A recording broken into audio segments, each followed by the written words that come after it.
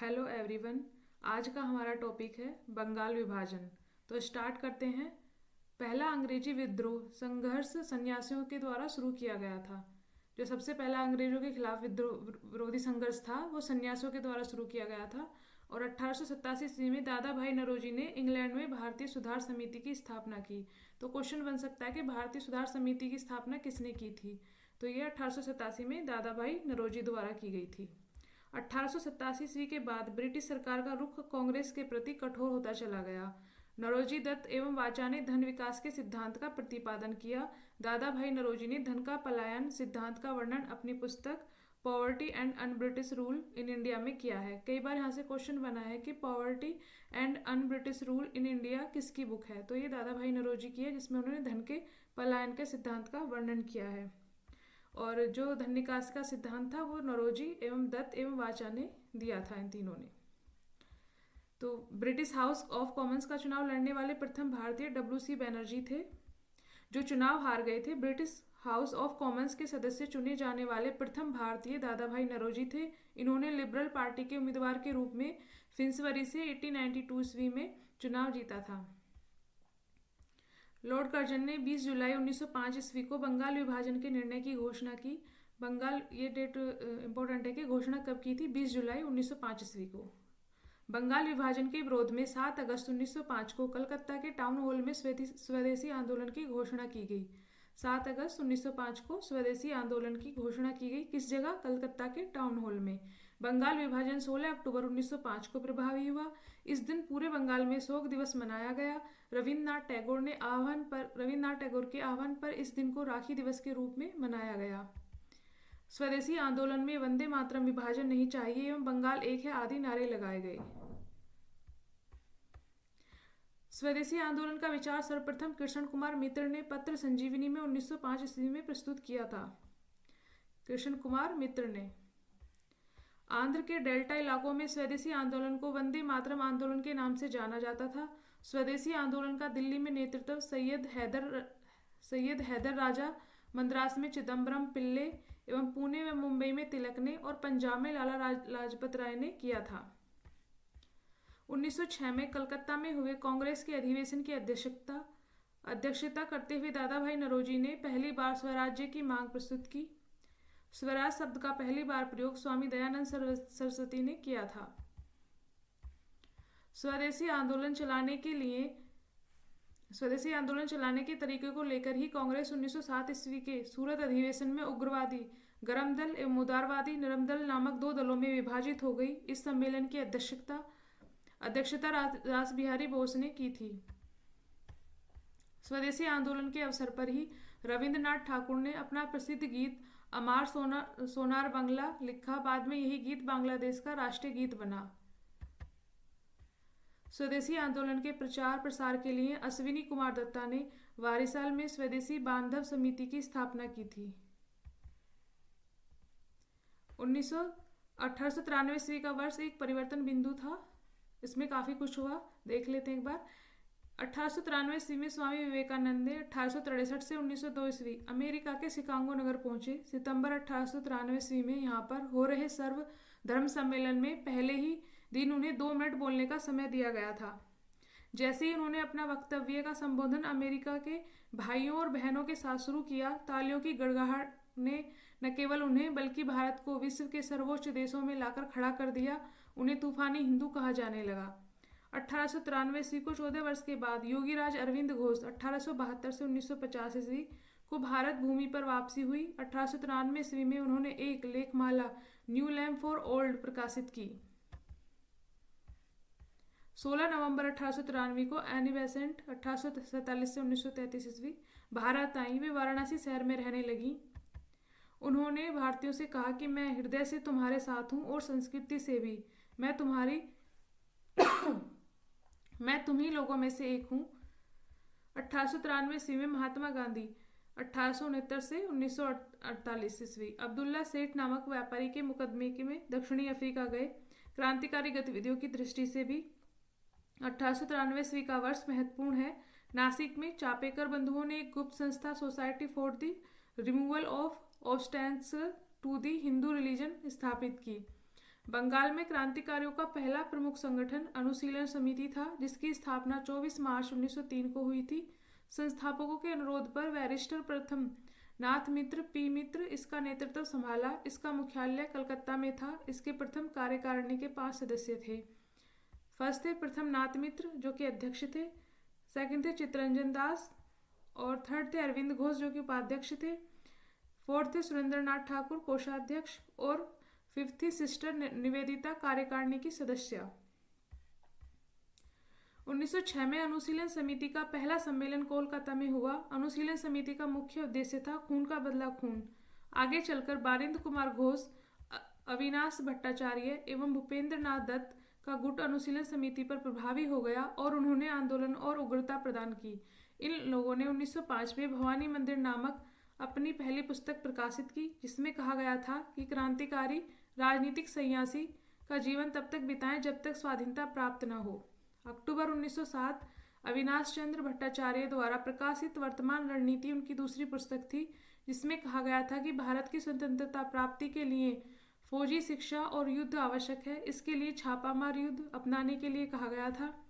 अनुशीलन समिति ने हेमचंद्र दास कानूनगो को पेरिस भेजा, जिसने रूसी क्रांतिकारी निकोलस संफ्रांस्की से बम बनाना सीखा। भारत का गजेटियर फिफ्थ का फेज सेकंड के पेज 564 के अनुसार अनुशीलन समिति की स्थापना 1906 में बारिंद्र कुमार घोष ने की थी।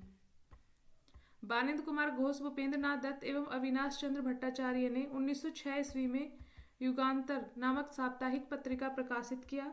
युगांतर के प्रथम संपादक भूपेंद्र नाथ दत्त को 1907 ईस्वी में 1 वर्ष की कड़ी सजा दी गई। 1908 में यह पत्र बंद कर देना पड़ा। ढाका अनुशीलन समिति की स्थापना पी मित्रा एवं पुलिन दास ने 1904 ईस्वी में ढाका में की थी। ढाका में इसकी लगभग 500 शाखाएं थीं। 11 दिसंबर 1908 को अनुशीलन समिति गैरकानूनी घोषित कर दी गई। फरफुल्ल चाकी और खुदीराम बोस ने 30 अप्रैल 1908 को मुजफ्फरपुर के जज किंग्सफोर्ड की हत्या का प्रयत्न किया। गलती से बम कैनेडी की गाड़ी पर गिरा दिया गया, जिससे 2 महिलाओं, पिंगले की पत्नी एवं बेटी की मृत्यु हो गई। चाकी ने आत्महत्या कर ली और खुदीराम बोस को लगभग 18 वर्ष की अवस्था में 11 अगस्त 1908 ईस्वी को फांसी दे दी गई। खुदीराम बोस बंगाल के क्रांतिकारियों के युगांतर दल के सक्रिय सदस्य थे। युगांतर दल के नेता बारिंद्र कुमार घोष थे। अब PYQs देख लेते हैं टॉपिक से रिलेटेड। फर्स्ट है, क्रांतिकारियों ने एक गुप्त समाज अभिनव भारत का गठन किया था। ऑप्शन है ए खुदीराम बोस ने, बी वीडी सावरकर ने, सी प्रफुल्ल चाकी ने, और डी है भगत सिंह ने। तो इसका आंसर है ऑप्शन बी वीडी सावरकर ने। इसकी व्याख्या देख लेते हैं। वीडी सावरकर यानी कि विनायक दामोदर सावरकर द्वारा 1899 ईस्वी में स्थापित मित्र मेला ही वर्ष 1904 में गुप्त सभा अभिनव भारत में परिवर्तित हो गई।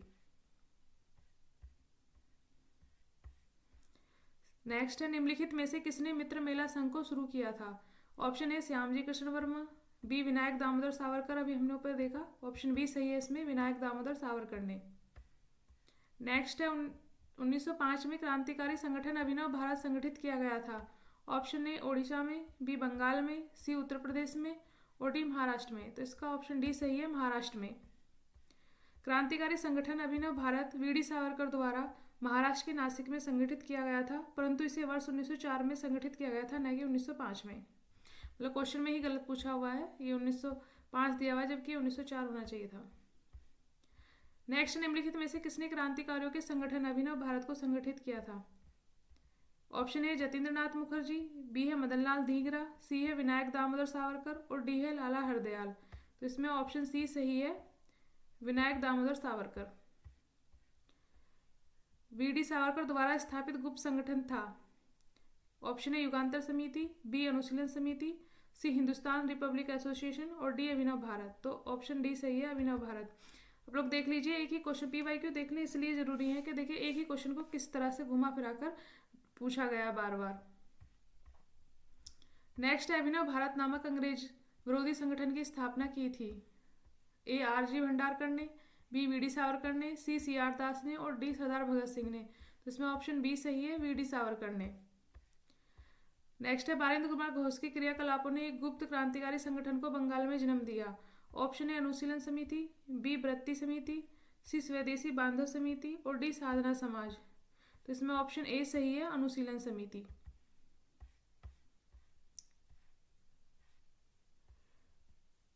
नेक्स्ट है बारेंद्र घोष किससे संबंधित थे? ऑप्शन ए अनुशीलन समिति से, बी साधना समाज से, सी अभिनव भारत से और डी स्वदेश बांधव समिति से। तो इसमें ऑप्शन ए सही है, अनुशीलन समिति से। अनुशीलन समिति थी ऑप्शन ए नारी उत्थान के प्रति समर्पित, बी विधवा विवाह को प्रोत्साहित करने वाली, सी मजदूरों के कल्याण में रुचि रखने वाली और डी क्रांतिकारी संगठन। तो ऑप्शन डी सही है, क्रांतिकारी संगठन।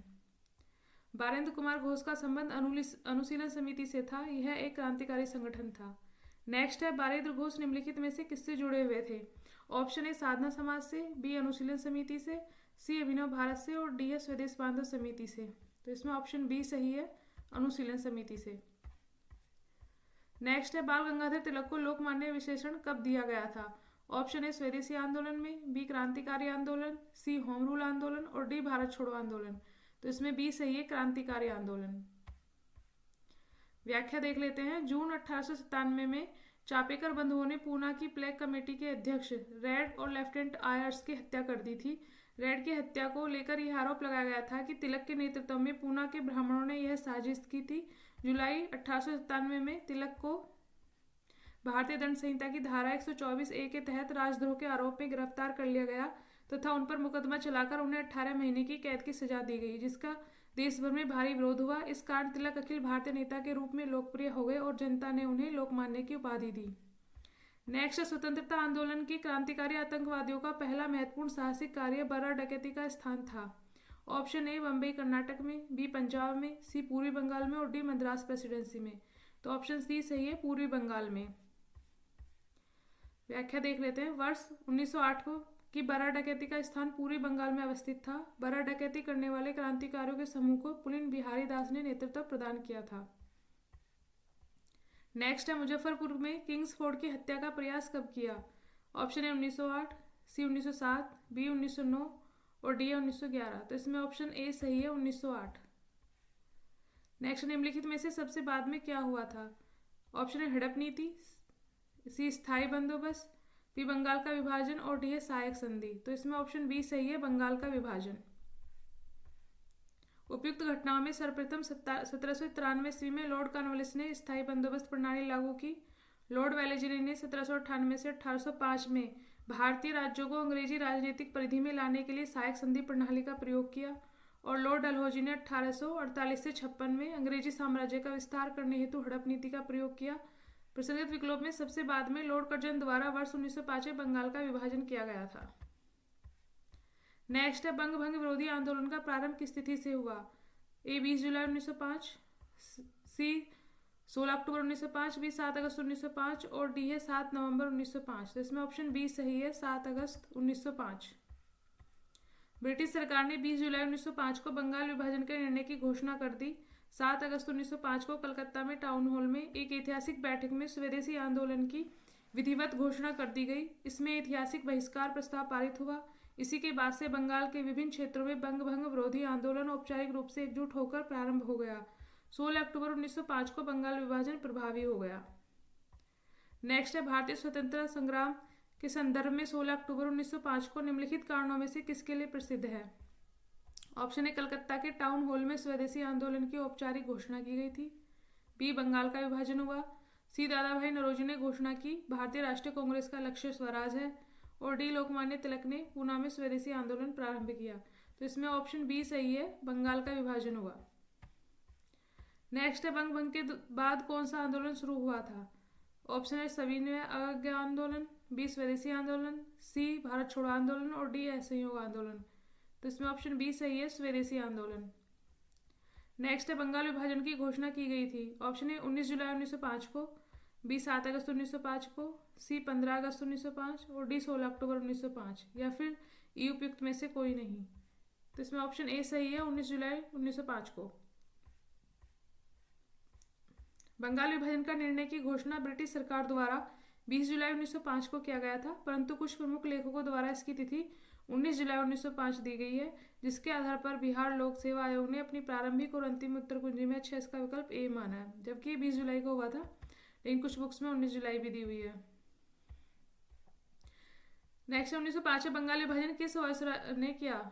Option A lord Hardinge, C lord Lytton, B lord Curzon और लॉर्ड मिंटो। तो इसमें ऑप्शन बी सही है, लॉर्ड कर्जन। बंगाल का विभाजन लॉर्ड कर्जन ने 1899 से 1905 ईस्वी में के काल में वर्ष 1905 में किया गया था। इसके निर्णय की घोषणा 20 जुलाई 1905 को की गई तथा यह 16 अक्टूबर 1905 से लागू हुआ। वर्ष 1911 में दिल्ली दरबार में बंगाल के विभाजन को निरस्त करने की घोषणा की गई। ये दिल्ली है, मिस्टेक हो गई, यहाँ पे कुछ मिसप्रिंट हो जाता है कई बार पीडीएफ में। नेक्स्ट है, बंगाल का विभाजन करने वाला गवर्नर जनरल कौन था? Option A Curzon, B Canning, C Minto और डी मेयो। तो इसमें ऑप्शन ए सही है, लॉर्ड कर्जन। नेक्स्ट है, बंगाल के विभाजन के समय बंगाल का लेफ्टिनेंट गवर्नर था। तो इसमें ऑप्शन ए सही है, sir Andrews Fraser. Sir Andrews Henderson Leith Fraser भारतीय सिविल सेवा के अधिकारी थे। इन्होंने वर्ष 1903 से 1908 तक बंगाल के लेफ्टिनेंट गवर्नर के रूप में अपनी सेवाएं दी थी। बंगाल विभाजन 1905 की योजना में इनकी महत्वपूर्ण भूमिका रही थी। नेक्स्ट, निम्नलिखित में से किसने बंगाल के विभाजन 1905 के विरोध में हुए आंदोलन का नेतृत्व किया था? Option A Surendra Nath Banerjee, B C R Das ने, सी आशुतोष मुखर्जी ने और डी रविन्द्रनाथ टैगोर ने। तो इसमें ऑप्शन ए सही है, सुरेंद्र नाथ बनर्जी ने।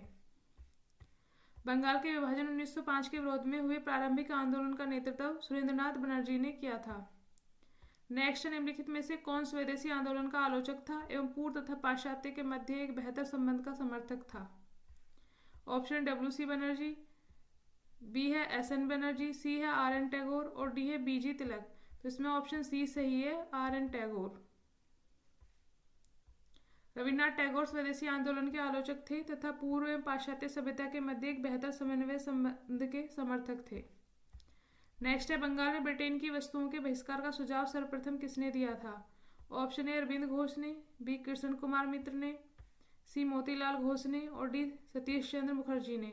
तो इसमें ऑप्शन बी सही है, कृष्ण कुमार मित्र ने। नेक्स्ट है, कांग्रेस के नरम दल के नेताओं की आंदोलन की पद्धति थी। ऑप्शन ए असहयोग, बी राजा वामबंधी आंदोलन, सी अनुकूलन विघटन और डी अविधेयक। तो इसमें ऑप्शन बी सही है, राजा वामबंधी आंदोलन। व्याख्या देख लेते हैं। कांग्रेस के नरम दल के नेताओं की आंदोलन की प्रमुख पद्धति राजा वामबंधी आंदोलन अर्थात प्रशासन में भारतीयों की भागीदारी की मांग तथा जनता में राजनीतिक जागरूकता उत्पन्न करना था। नेक्स्ट, निम्नलिखित में से किस आंदोलन के कारण भारतीय राष्ट्रीय कांग्रेस का विभाजन हुआ जिसके परिणाम स्वरूप नरम दल और गरम दल का उद्भव हुआ? ऑप्शन ए स्वदेशी आंदोलन, बी भारत छोड़ो आंदोलन, सी असहयोग आंदोलन और डी सविनय अवज्ञा आंदोलन। तो इसमें ऑप्शन ए सही है, स्वदेशी आंदोलन।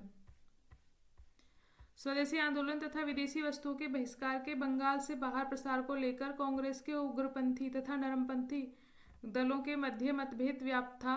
गरमपंथी आंदोलनकारी स्वदेशी और बहिष्कार आंदोलन को बंगाल तक ही सीमित न रखकर उस देश के अन्य हिस्सों तक पहुंचाना चाहते थे। वे केवल विदेशी माल के बहिष्कार से ही संतुष्ट नहीं थे, बल्कि वे चाहते थे कि अंग्रेजी हुकूमत को किसी भी तरह का सहयोग न दिया जाए। नेक्स्ट, अधिकतर नरमपंथी नेता थे। ऑप्शन ए ग्रामीण क्षेत्र से, बी शहरी क्षेत्रों से, सी ग्रामीण तथा शहरी क्षेत्रों से और डी पंजाब से। तो इसमें ऑप्शन बी सही है, अधिकतर शहरी क्षेत्रों से थे।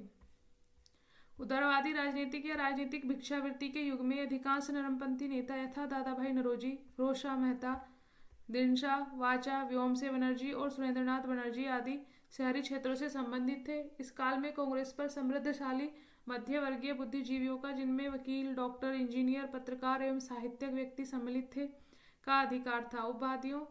उपाधियां और बड़े बड़े पद इन लोगों के लिए आकर्षण रखते थे। कांग्रेस में आने वाले ये प्रतिनिधि बड़े बड़े नगरों से आते थे और जनसाधारण से इनका कोई संपर्क नहीं था। नेक्स्ट, निम्नलिखित में से किसने 1904 में लगातार भारत को स्वशासन देने पर बल दिया? Option A S N Banerjee, B Aurobindo Ghosh, C Firoz Shah Mehta और डी दादा भाई नौरोजी। तो इसमें ऑप्शन डी सही है, दादा भाई नौरोजी। दादा भाई नौरोजी ने भारत के लिए स्वशासन या स्वराज की मांग वर्ष 1904 में इंटरनेशनल सोशलिस्ट कांग्रेस में पहली बार रखी थी। वर्ष 1905 में कांग्रेस के बनारस अधिवेशन में अपने संदेश में भी स्वशासन की बात कही थी।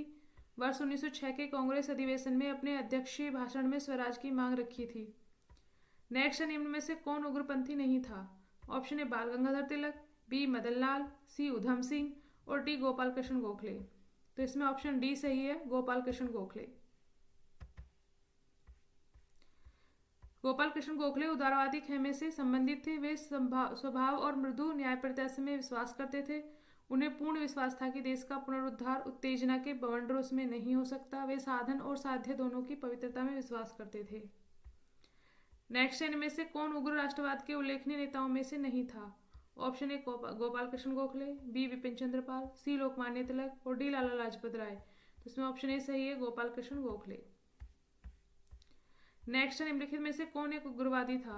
Option A Firoz Shah Mehta, B Gopal Krishna Gokhale, C Bipin Chandra Pal और डी उपयुक्त में से कोई नहीं। तो इसमें ऑप्शन सी सही है, बिपिन चंद्र पाल। नेक्स्ट, राष्ट्रीय आंदोलन में निम्न में से किसको नरम दलीय के तौर पर नहीं जाना जाता था? ऑप्शन ए बाल गंगाधर तिलक, बी एमजी रनाडे, सी दादा भाई नौरोजी और डी गोपाल कृष्ण गोखले। तो इसमें ऑप्शन ए सही है, बाल गंगाधर तिलक। नेक्स्ट है, शेरे पंजाब के नाम से इनमें से कौन मशहूर था? Option A Rajguru, B Lala Lajpat Rai, B Bhagat Singh और डी उधम सिंह। तो इसमें ऑप्शन बी सही है, लाला लाजपत राय। लाला लाजपत राय शेरे पंजाब के नाम से भी जाने जाते थे। ये भारतीय राष्ट्रीय कांग्रेस में गरम दल के नेता तथा पंजाब के प्रतिनिधि थे। इन्हें पंजाब केसरी भी कहा जाता था। नेक्स्ट, निम्नलिखित में से कौन भारतीय राष्ट्रीय कांग्रेस में उदारवादियों से जुड़ा नहीं था? Option A Firoz Shah Mehta, B Gopal Krishna Gokhale, C Dadabhai Naoroji और डी लाला लाजपत राय। तो इसमें ऑप्शन डी सही है, लाला लाजपत राय। हमारा ये वीडियो यहाँ समाप्त होता है। Thank you everyone.